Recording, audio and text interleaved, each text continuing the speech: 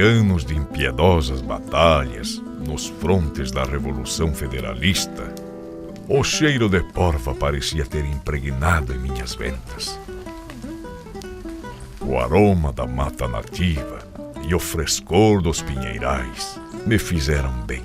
E tudo o que eu queria era iniciar uma nova vida na fazenda Rio das Pedras. Mas o personagem dessa história não termina seus dias na região. Estaria fadado a se tornar uma verdadeira lenda cercada de mistérios e especulações. Na biografia governamental, seria considerado um bandido sanguinário, tido como um assaltante, saqueador, homem que matou para roubar. Mas, para muitos, ele fez justiça com as próprias mãos e tirou da ferrovia apenas o que lhes era de direito. 4 de outubro de 1909. Mais a mais, nem a história que está nos livros, nem o conhecimento popular negam que as ações de José Antônio de Oliveira, o tal Zeca Vacariano, não são nada comparadas ao que estaria por vir na barbárie campanha do contestado.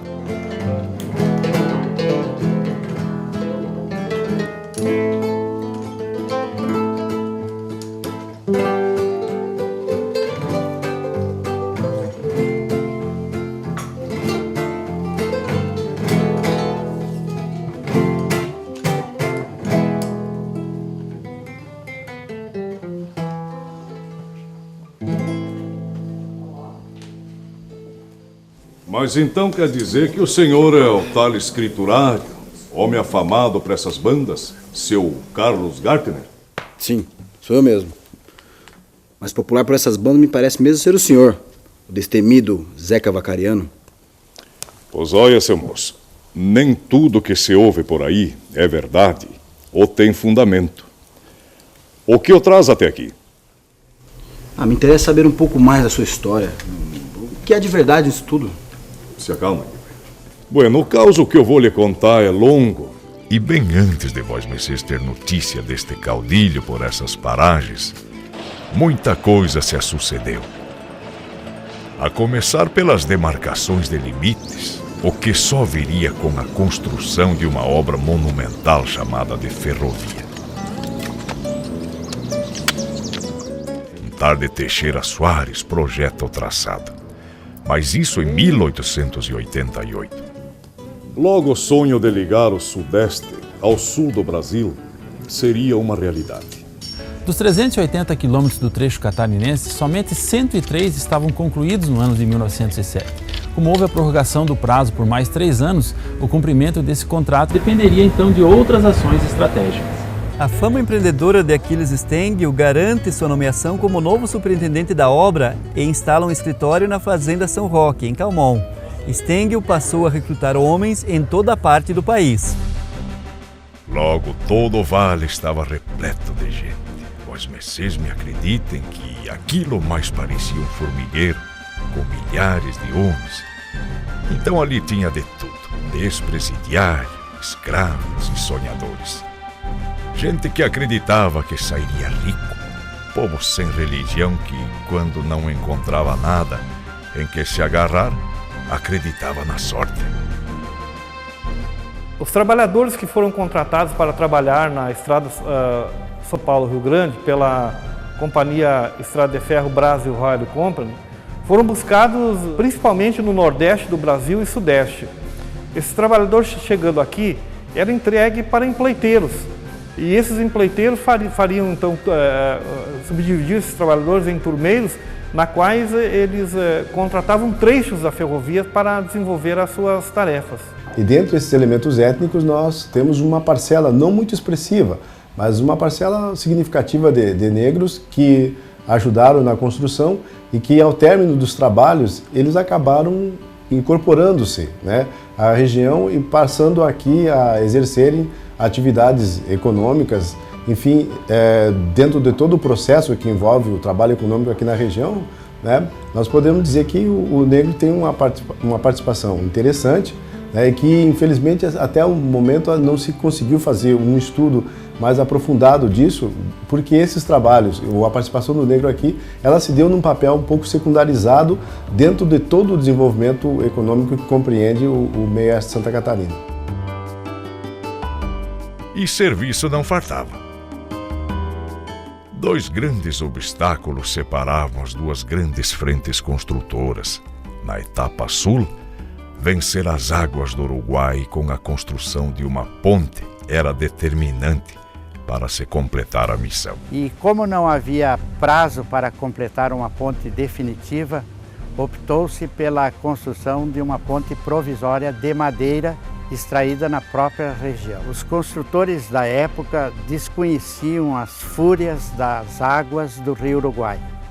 E antes de completar um ano, no dia 29 de novembro de 1911, a ponte provisória de Marcelino Ramos, em função de uma grande enchente ocorrida no rio Uruguai, foi para baixo, levada pelas águas que estavam a 18 metros acima do seu nível normal.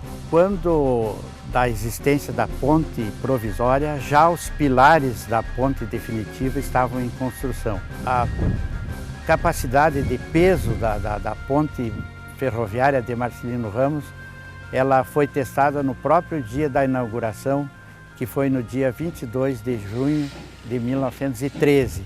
E foram colocadas 4 locomotivas numa composição ferroviária, exatamente para testar a capacidade de suporte de peso da ponte, que agora sim seria definitiva.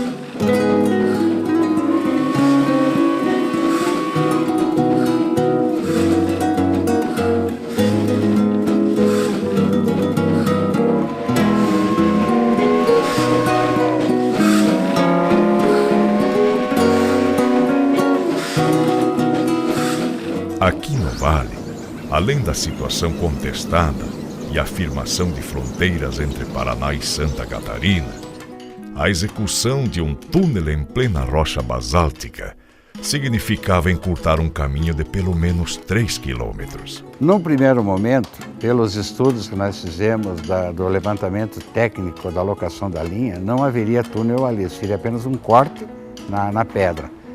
Ocorre que, por motivo de segurança, eles optaram por construir o túnel, porque seria o local mais próximo onde poderia haver uma obstrução de difícil retirada. Apesar que fosse o dia de hoje, eles isso aí não ia ser furado, isso ia, a máquina ia abrir um corte e pronto, né, o dia de hoje. Mas naquele tempo não tinha maquinário nenhum, era tudo a marreta, né, para colocar dinamite, para explodir. É tudo rocha lá. Eu acho que até levava até um dia ou meio-dia, eu sei quanto, para fazer um furo daqueles. Se nós olharmos o tamanho, ele é relativamente pequeno, ele tem 96 metros de extensão. E ele é o único túnel que foi perfurado entre os rios Iguaçu e Uruguai. Mas o que é estranho que a companhia, a Brasil Railway Company, ela ganhava por quilômetro construído. Porque se você faz uma obstrução numa ponte, num pontilhão, em questão de horas ou de dias você reconstrói. E fazendo o túnel, diante de uma necessidade, uma dinamitação, tornaria impraticável o tráfego por meses e meses. Então a ideia desse túnel foi estratégica para um resguardo da companhia à vista da utilização dessa ferrovia, que ela seria colonizadora, de integração, mas ela tinha um objetivo de defesa nacional, que era o deslocamento de tropas do Exército em caso de necessidade para o Cone Sul, diante de qualquer conflito novamente com a Argentina ou com o Uruguai. Isso, morreu tanta gente nessa parte da construção que até um cemitério tivemos que fazer na beira da ferrovia para enterrar aqueles pobres coitados. Como ali, durante a construção, faleceram em torno, segundo os depoimentos que nós temos, faleceram em torno de 40 pessoas só na construção, elas foram então sepultadas ali. Quando da chegada do Pedro Lorenzoni, ele contou 40 sepulturas. Como ele não era cuidado, foi crescendo um matagal, e numa das viagens da Maria Fumaça, em período de estiagem, uma fagulha queimou toda a vegetação, inclusive as cruzes. Com o trem, chegara a convulsão no vale. Em 1908, os ermos foram profanados. Formigueiros de gente prateando as margens do rio.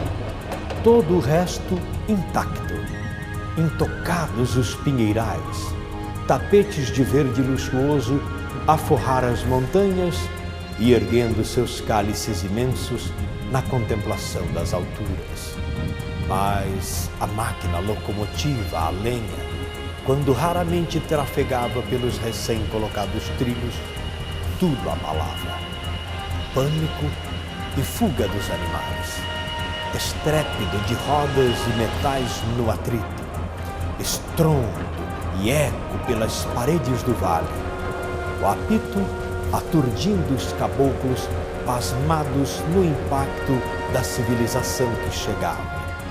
E junto a esta quase música, o horror da explosão da violência, da mais cruel de que a humanidade revelará, se levava à terra. Mas sabe, há coisas que eu gostaria de esquecer. Queria que nunca tivesse sido preciso agir assim. Mas não se pode mudar o passado. Me lembro como se fosse hoje no Vale do Rio do Peixe. A fome parecia que tinha chegado para ficar. A companhia estava com os pagamentos atrasados.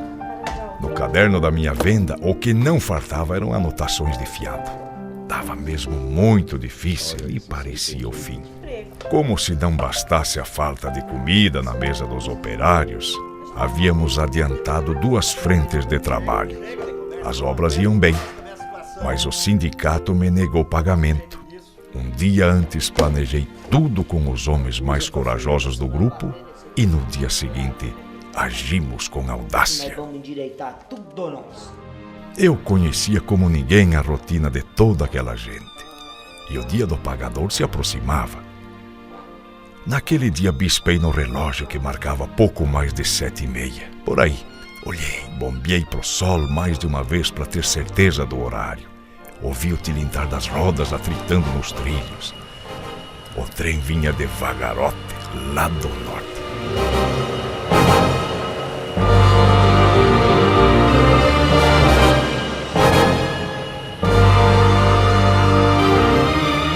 A linha ainda em construção findava um pouco antes do quilômetro 152.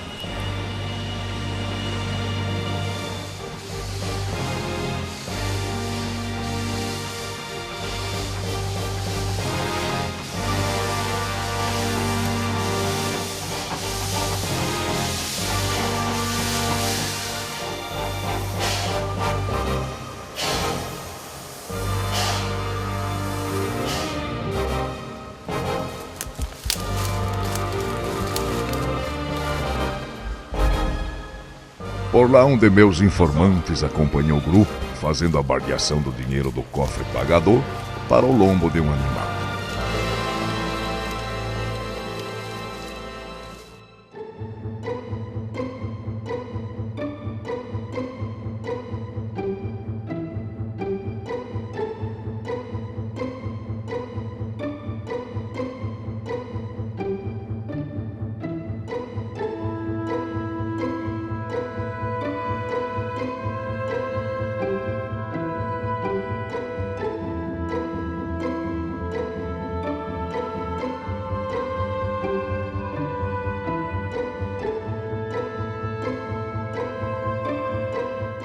O comboio seguia pela trilha. O engenheiro Ernesto Kaiser, que supervisionava a obra, entrou porta dentro do meu rancho. Henrique Baroni, que era o pagador, seguiu adiante com os 3 camaradas. O Lino Ferreira, o Menezes e um tal de Guilherme.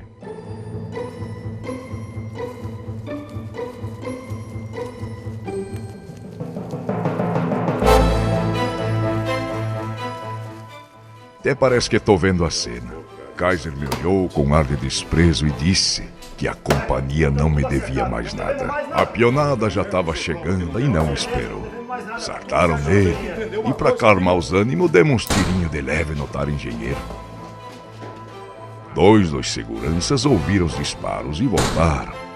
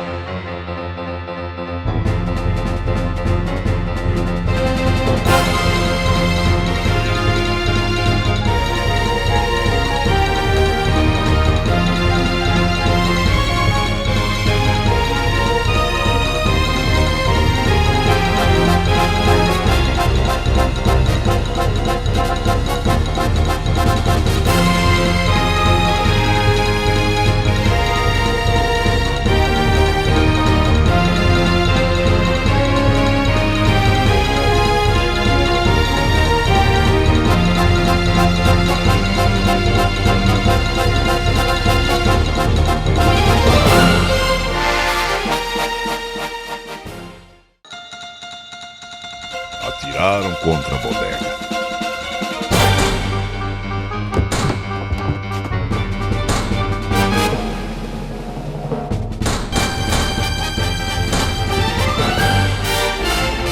Não passaram barato. Mandemos bala nos dois que morreram ali mesmo.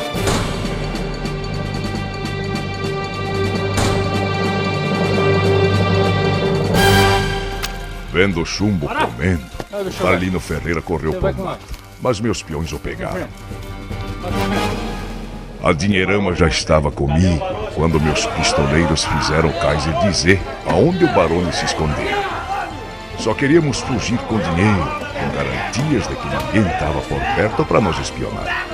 Deixemos dois ali para servir de testemunho e contar a proeza para os outros.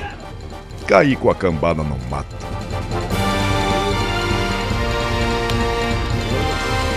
Mas antes de partir, demos um jeitinho na linha do telégrafo.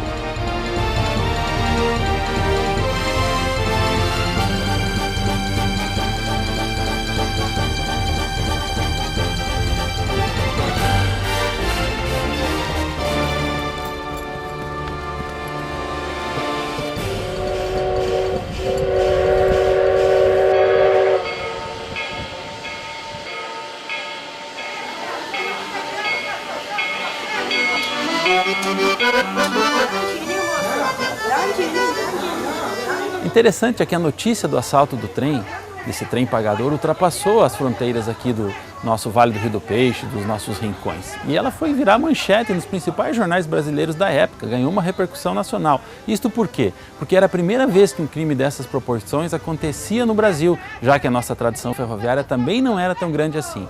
Imagine um trem cheio de dinheiro correndo no Vale do Rio do Peixe, atrairia muitos olhares. E não era para menos, porque além da audácia da ação, o que chamava a atenção da imprensa era a quantia elevada, 375 contos de réis, dinheiro que pagaria o trabalho mensal de 4.000 homens, suficiente para comprar pelo menos 26 grandes fazendas da região do oeste catarinense. O assalto ao trem pagador ecoou no Palácio do Catete, no Rio de Janeiro, como um episódio ousado ocorrido no quilômetro 152 da ferrovia que estava sendo construída no oeste catarinense, chamada Ferrovia São Paulo-Rio Grande do Sul. Nem sequer o Ribeirão da Cruz era mencionado nos comunicados oficiais, e não era para menos, já que até mesmo o traçado ferroviário dependeria das curvas do Rio do Peixe e a obra estava apenas começando. Depois do ocorrido, o que não faltou foi gente do encarço meu e de meu bando. Vieram soldados do Exército, policiais do Paraná e até mesmo de Santa Catarina, que eu nunca tinha visto na região. Para despistar as autoridades, ficamos circulando pela região. Antes mesmo de chegar a Porto União da Vitória, onde já estava a minha família.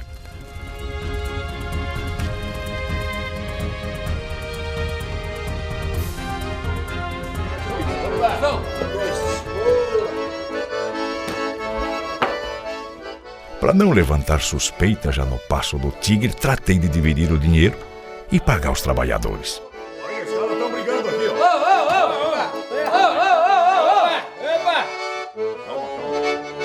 Tira a mão lá. Calma. Vamos dividir com toda certeza. Fique tranquilo. Tem algumas instruções aqui para pergunta. Diante da grande repercussão do caso, né, ficar em Porto União da Vitória seria arriscado. E segundo a imprensa da época, o bando bateu em retirada.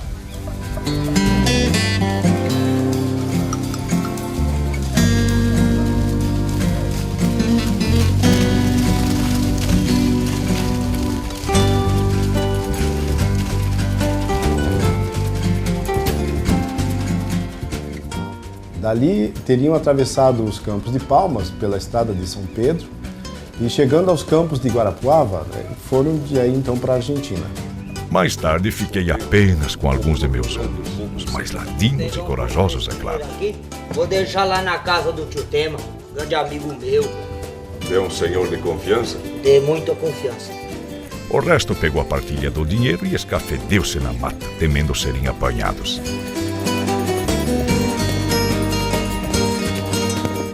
Pelas plagras da Argentina, segui campo afora e fui parar em São Tomé, onde deixei bons negócios engatilhados e voltei para Santa Catarina. Será que as crianças vão vir hoje? Ah, com certeza vem, aqueles baderneiros, eles sempre estão aí fazendo folia com nós aí. João, senta com uma aula de gente, filho, que bagunça.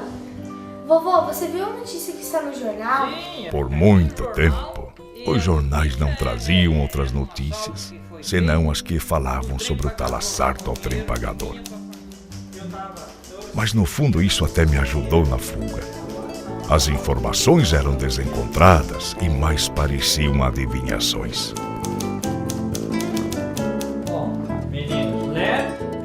Bom, aquilo de jornalismo mesmo passava longe. Alguns impressos da capital paranaense ousavam até em emitir opiniões sobre o sucedido. E enquanto se discutia qual a polícia deveria agir, eu galopava tranquilo pelas cordilheiras do oeste. O Zeca Vacariano era um desses balseiros do Rio Uruguai. Primeiro por quê? Porque ele conhecia o curso do rio. A atividade balseira ela surgiu como uma alternativa para a extração de madeira no momento pós-Guerra do Contestado.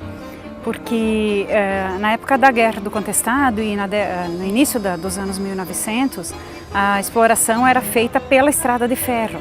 Terminada a guerra, a extração de madeiras então começou a acontecer mais especificamente aqui no oeste, grande oeste de Santa Catarina, no extremo oeste inclusive, que era uma região que possuía muita madeira de lei, especialmente cedro, embuia, louro, canjerana, que era uma madeira extremamente valiosa e de bom valor comercial na Europa. Então essas madeiras foram exploradas aqui na região e a forma mais adequada de comercializá-las era através das balsas. E o Zeca Vacariano se especializou nessa atividade que veio a ser o seu ganha-pão. Essas toras eram levadas até o Rio Uruguai, até as barrancas do Rio Uruguai, ou conduzidas por bois e cavalos, ou então elas eram roladas, quando ficava muito próximo ao rio. Lá as toras eram amarradas com cipó, formava-se então uma balsa. Essas balsas então desciam o rio abaixo até São Borja.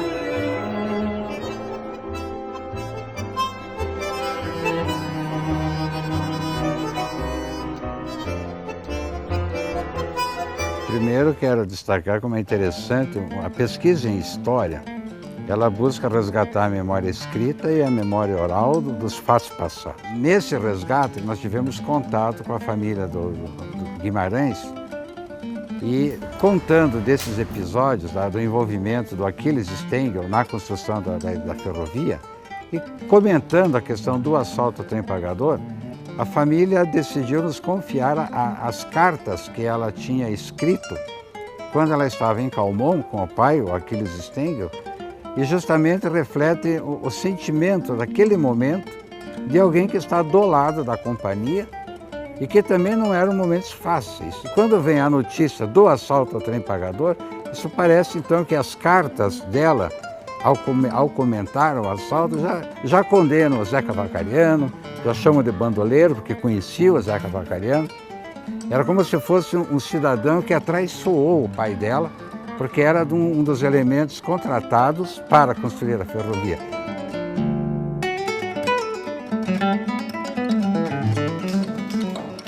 Doutor delegado, já se encontra no recinto o depoente Juventino do Acordeão. Mande-o entrar. Durante as investigações, o inquérito instaurado em Campos Novos indicou que 26 pessoas teriam participado do assalto.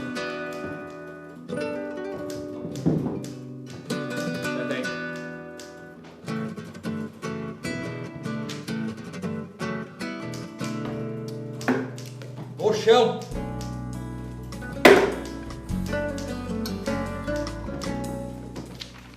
Vamos às perguntas.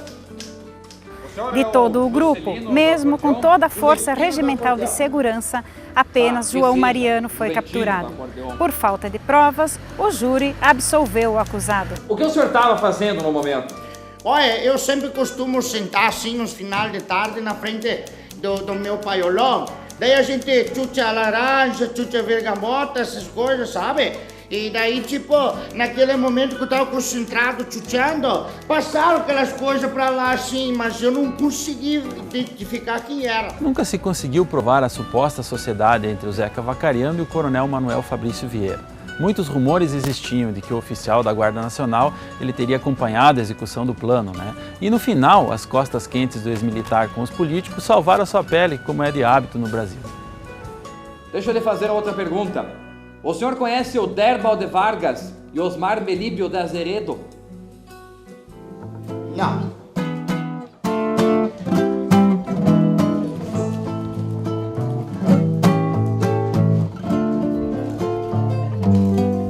Meu Deus, seu Vacariano. Tô até arrepiado com essa história. Continue. Foram tempos difíceis que felizmente terminaram. A guerra se foi e o céu se abriu novamente no Vale do Contestado. Outro dia desses fui à Vila Perdizes tratar de uns negócios, quando passei por uma linda vila que surgiu às margens da ferrovia, aonde eu morava. Seu nome, Pinheiro Preto. Cidade vistosa, que fica às margens do Rio do Peixe. Dizem que por lá o tempo custa passar e aquela gente é muito feliz.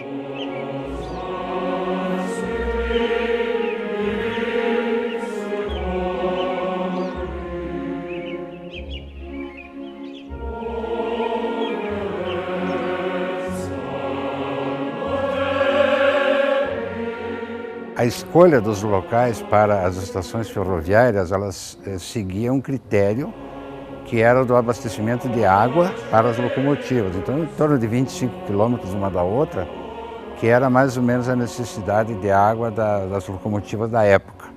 Como não existia algo que diferenciasse mais do que um pinheiro realmente no meio da floresta, e era um pinheiro muito grande, ele ficou como o local do Pinheiro Preto. Construíram ao seu lado, sem mexer neste pinheiro, a estação ferroviária que é símbolo altaneiro.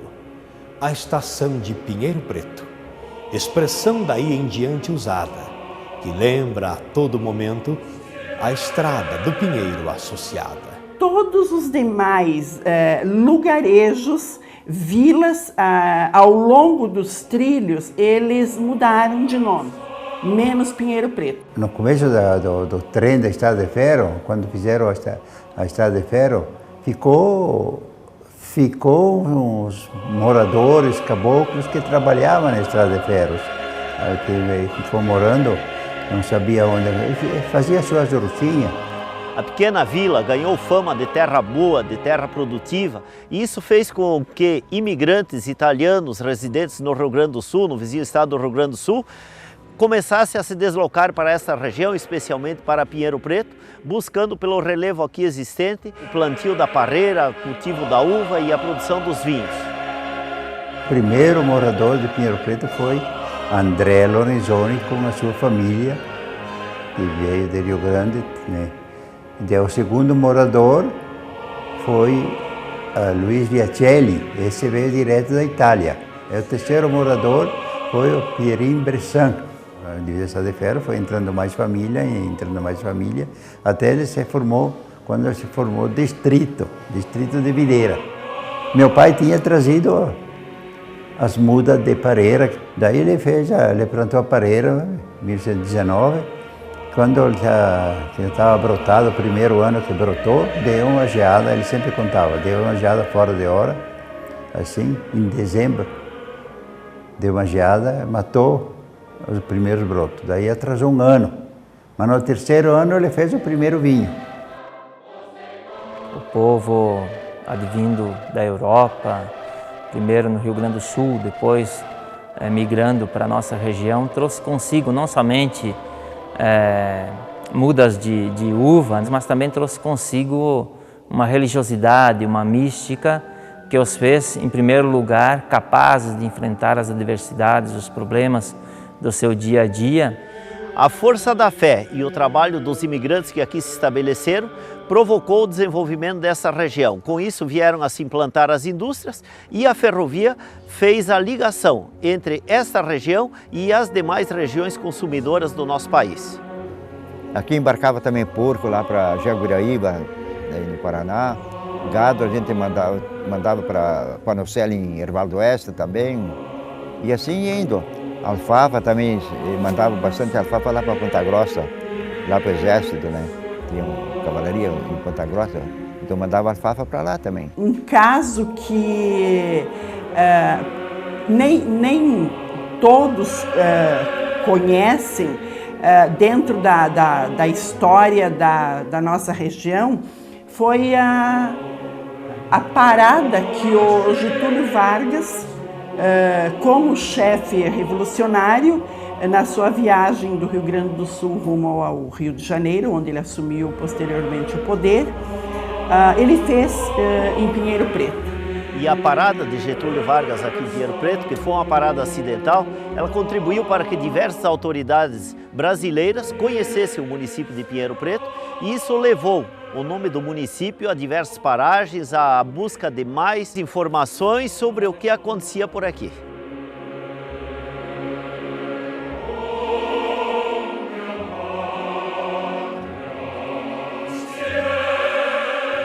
O pessoal do trem, principalmente, que passavam ali, os maquinistas mais novos, os jovens que não tinham passado, ainda então paravam ali quando passavam aí. Então eles diziam, o que houve? Eu digo, foi assaltado o trem de pagador, né?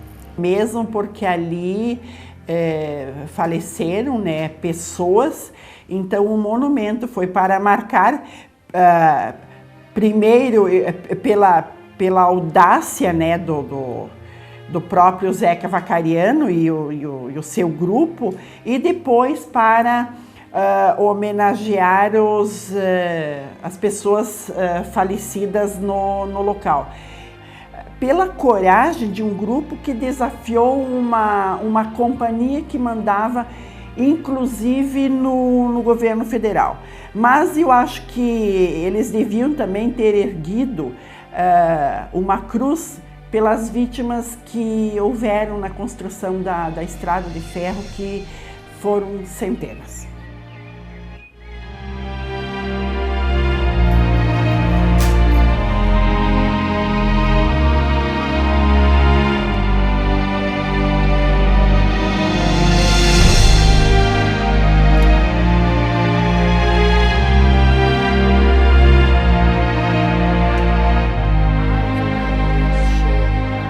Povo sendo violentado de muitas formas e movidos, animados por uma mística, por uma religiosidade muito profunda, animada especialmente por João Maria, que é considerado santo, profeta por este povo, também hoje pelos seus descendentes. Eu vou cortar todos os seus males, todos os seus males. Esse povo se reuniu em redutos, em comunidades, né, na busca de alternativas, na busca de enfrentamento de uma realidade que os oprimia. E conseguiram, sim, de maneira ousada, criativa, tornar-se até mesmo guerreiros e defensores da dignidade, defensores de uma vida melhor para os seus, para si mesmos e para os seus descendentes. Enquanto isso, nós aqui neste outro canto do rincão catarinense, eu e a peonada se arranchemos num lugar que a gente mesmo batizou de Morro do Laju. O lugar não poderia ser melhor. Nas barrancas do Rio das Antas com o Uruguai. Do alto dava para avistar a imponência do Uruguai que se sumia nas canhadas. Vivemos muitos anos solito, peleando com os sonhos e desbravando a mata nativa, até que um dia a Lemoada começou a chegar por aqui. Os relatos históricos contam que um grupo de alemães vindos do interior do Rio Grande do Sul, numa comunidade chamada de Neu-Wittenberg, hoje Panambi, teriam chegado para Santa Catarina. O grupo, chefiado pelo alemão Hermann Faulhaber, era um pastor luterano que chegou no Brasil por volta de 1902.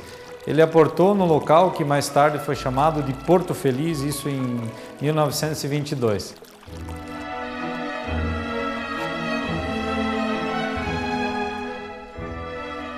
Fique sem medo!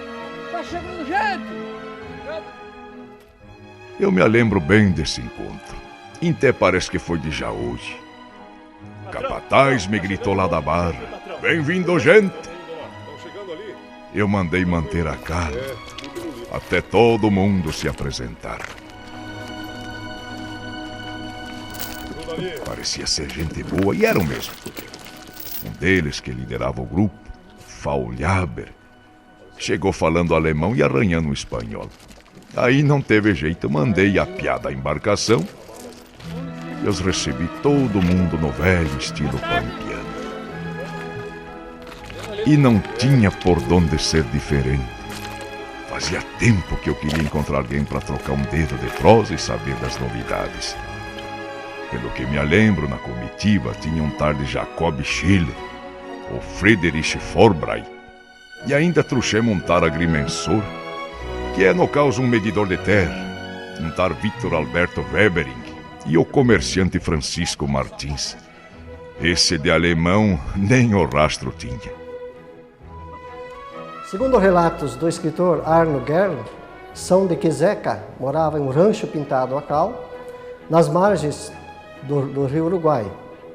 Vacariano teria sido muito amistoso com os novos vizinhos, os imigrantes, e muito bem guarnecido, ordenou aos capangas que tratassem bem os novos vizinhos.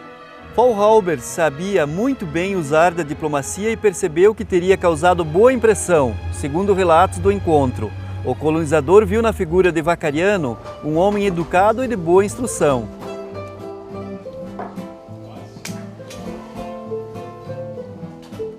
E como foi o encontro? Eu até achei as propostas da Lemoada buenacha uma barbaridade. Logo de chegada, Faulhaber percebeu minha importância no local e contratou-nos para abrir as primeiras estradas da vila. Em troca, receberia 2 grandes lotes de terra que ajuntei com minha propriedade, deixando a fazenda ainda maior. O escritor Arno Gerl descreve com detalhes a presença dos capangas Antônio Focinheiro, Chico Sem Medo e João Capibara, e ainda Pistola de Prata, num grupo do tal do Vacariano. No livro, uma revelação. Zeca nunca escondeu o episódio do assalto ao trem pagador, mas costumava afirmar que teria dividido o dinheiro com os operários da ferrovia e que ao final só sobraram 40 contos de réis. Essa seria a razão pela qual o Vacariano teria se dedicado à extração da madeira. Eu passei a homem respeitado em Passo Gordo. Eu e a companheirada apoiamos o coronel Passos Maia chegar à prefeitura. Me lembro como se fosse hoje, nunca vi o coronel Fidêncio Melo tão faceiro. Era um homem bem relacionado, tanto que foi indicado para o cargo de subdelegado. Como homem da lei, passou a derrubar a mata nas terras recém-demarcadas. Sempre fui homem bem visto e respeitado aqui no oeste de Santa Catarina. Mas o que não faltava Era gente querendo fazer intriga e me delatar para a presidência provinciana. A informação chegou até o governo do estado, que na época era chamado de presidente, e imediatamente o Zeca foi destituído do posto.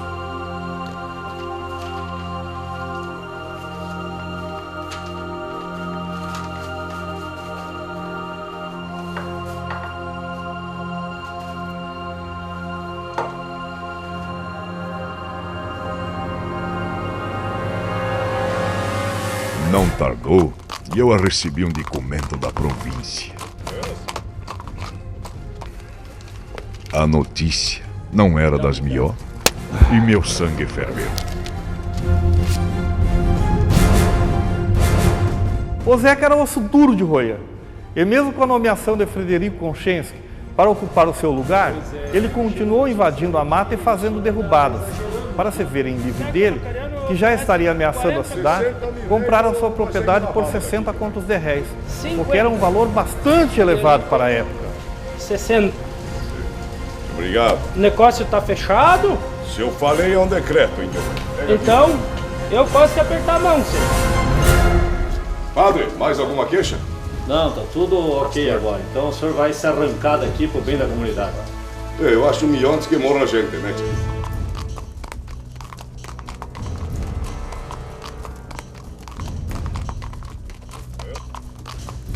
Bom, para quem pensa que o assalto ao trem pagador da Inglaterra foi pioneiro, pode vir buscar aqui que há antecedentes. Portanto, é possível até que os ingleses tenham aprendido alguma coisa aqui. E olha que eles entendiam esse negócio de pegar mercadoria valiosa em barco ou trem alheio. Né? O mundo cria suas mentiras, constituindo-as com fragmentos de verdades, nunca contestadas. Colocando-se no lugar deles, você pode imaginar sua família, pode imaginar o seu amigo, o seu vizinho, a sociedade, enfim, porque eu tive meus avós envolvidos nessa guerra e hoje entendo bem as razões, as causas pelas quais existia a revolta, a indignação, inclusive essa questão do Zeca Vacariano que não está devidamente esclarecida. Então, ao lembrar do assalto ao trem pagador e também da guerra do contestado, o nosso povo, a nossa gente, as novas gerações encontram um significado, um sentido, uma orientação para a vida, para os dias atuais. São muitas as iniciativas, né, as formas de resgatar, de valorizar a história do nosso povo, da nossa gente. Sabemos que após concluída a guerra do contestado, então as empresas de colonização lotearam toda essa região em colônias, em fazendas, que foram sendo vendidas para então os eurodescendentes, que passaram a habitar essa região, construindo vilas, depois também cidades. Muito longe dos tempos de violência, hoje Pinheiro Preto é uma cidade pequena, mas pacata, alegre, feliz, onde as pessoas se conhecem, convivem. Enfim, a história do Zeca Vacariano, que aconteceu naqueles tempos, hoje continua sendo uma história, uma lenda, onde o Zeca é o personagem principal. Zeca Vacariano era um caboclo. Era um caboclo, descendente de mourisco, de mouros, de caboclos. Assim como muitos outros caboclos da nossa região fundaram comunidades. Eu acho que mais bandido que o Zeca Vacariano era quem matou tanto caboclo, quem usurpou tanta terra, quem usou uma ferrovia em benefício próprio, quem mandava no próprio governo federal, que era o caso do Percival Farquhar. E tendo por trás disso o coronel Fabrício, ele teria sido vítima de não pagamento por parte da empresa aos seus operários. E, consequentemente, ele me parece ter sido homem de bom senso, cara, em determinada região aqui do Rio Grande do Sul, depois de tudo isso, ainda como homem de bem, altamente conceituado. Isso tudo nos leva a fazer um juízo de que ele realmente foi um justiceiro e não um bandido.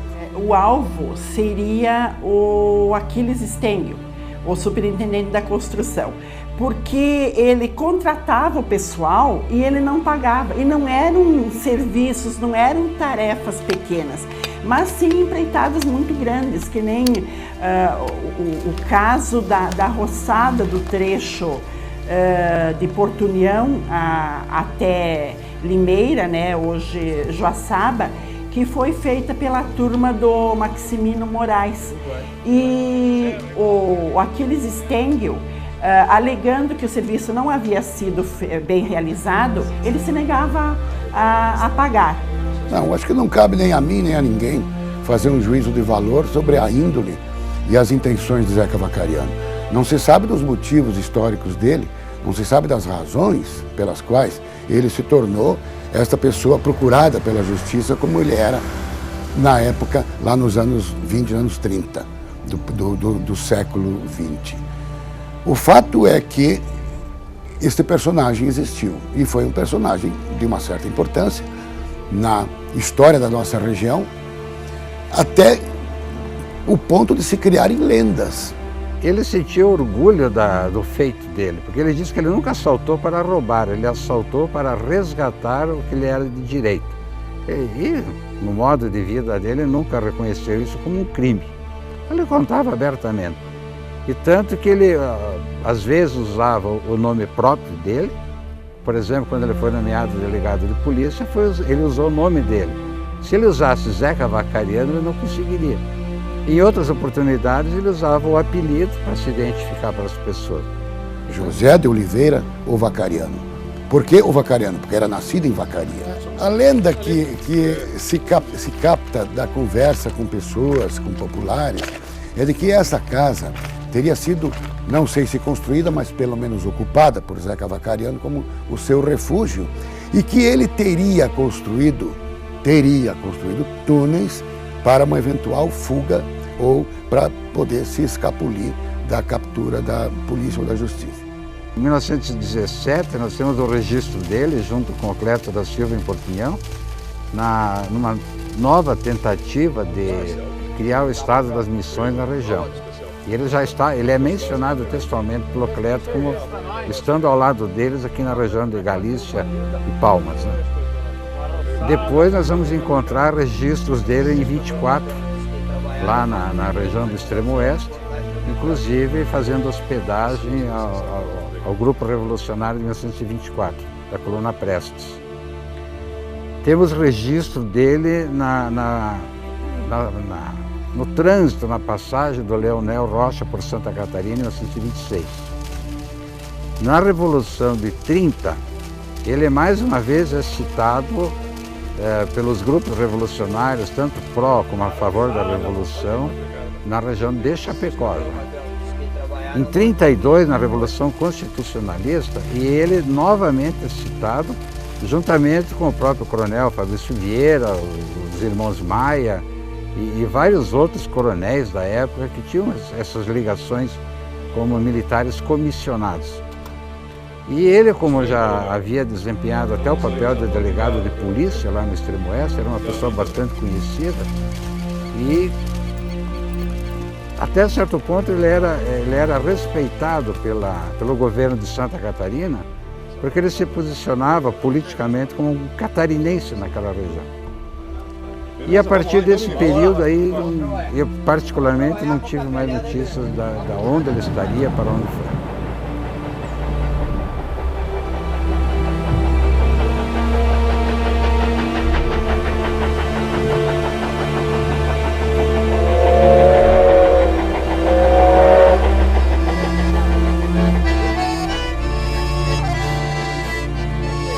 Sabe, seu Carlos Gertner, eu já fui moço novo. Hoje sou apenas um velho peregrino que vagueia pela rua de Vila Perdizes. Meus trajes de luxo e o lenço vermelho conservo em minha indumentária de gaúcho guapo. Também não esqueço do meu chapéu de abas largas, uma boa ferramenta na cintura e na guaiaca. Além de um bom dinheiro, sempre tenho uns caramelos que é para distribuir para a piazada, que são o nosso futuro. Das vezes a memória falha, mas a lembrança do que é bom nunca me esqueço. E o senhor, além de bom escriturário, também é tocador. E a música é o alimento da alma, como vós mercê sabe. Pois é, seu Gartner. A vida nos reserva situações, às vezes de extremo conflito, aonde o homem, na sua sutileza, perde o senso de equilíbrio. Mas aí a música, essa condutora de alegria aos nossos corações, gostaria que o senhor reproduzisse para nós aqui toda a emoção que o senhor carrega em seu coração.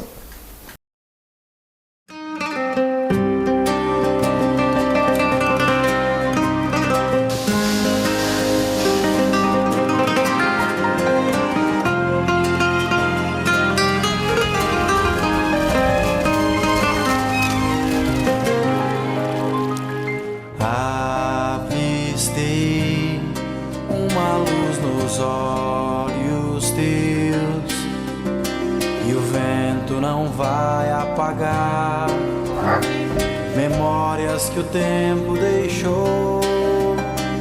Mesmo se você dormir, seus sonhos irão te levar, vão brilhar. Nada sei deste lugar, desejos querendo encontrar o futuro escondido no espaço, e uma voz gritando no porto diz que o vento é bom pra navegar, para levar seus sonhos com asas de aço. Olha, o trem sempre vai levar alguém muito além, rompendo fronteiras, rasgando destinos.